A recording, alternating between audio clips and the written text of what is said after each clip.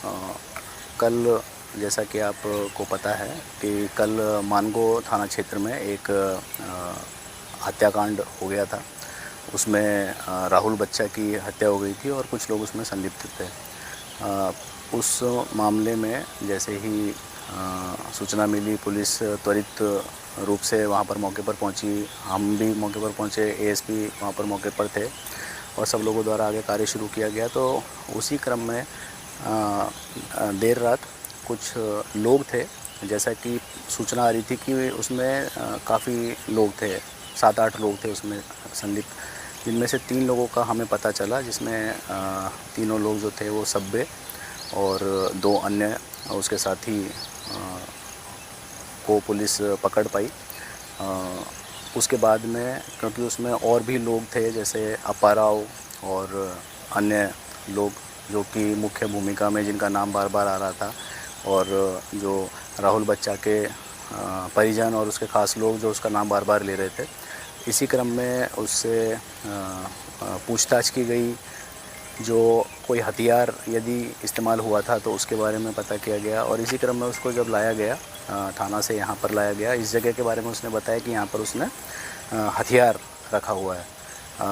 बाकी सब लोगों का चूँकि फ़ोन बंद था उनके बारे में, और वो बता भी नहीं पा रहा था, उसने यहाँ पे बताया। और यहाँ पर जैसा कि आप देख सकते हैं, ये जो कॉर्डन किया हुआ है हमने, तो यहाँ पे इसी जगह पीछे उसने हथियार छुपा रखा था और उसकी उसने बात बताई।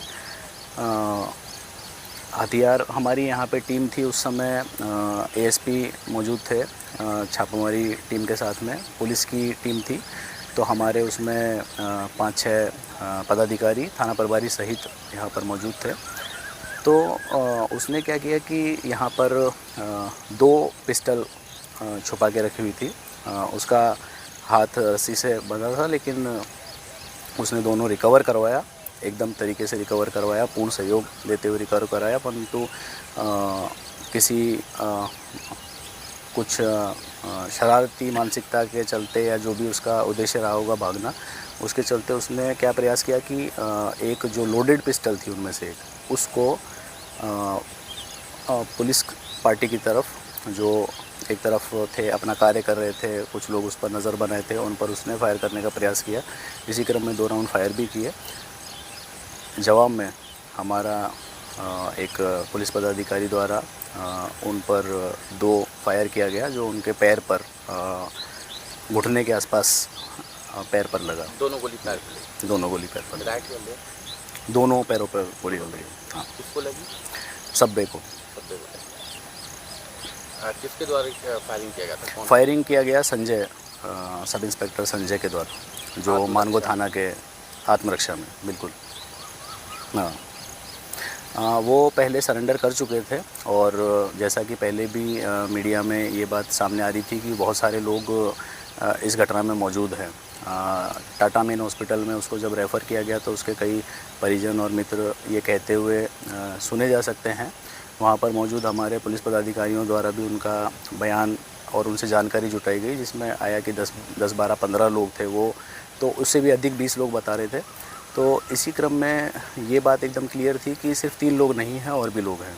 और इसी क्रम में आगे तफ्तीश के लिए जब उनको लाया गया, इसी समय ये उनका एक तरह से आप षड्यंत्र बोलिए या सोचा समझा प्लान बोलिए, जिसको उन्होंने करने का कोशिश किया। और सौभाग्य से पुलिस पार्टी को किसी प्रकार की कोई क्षति नहीं हुई, और उसका ये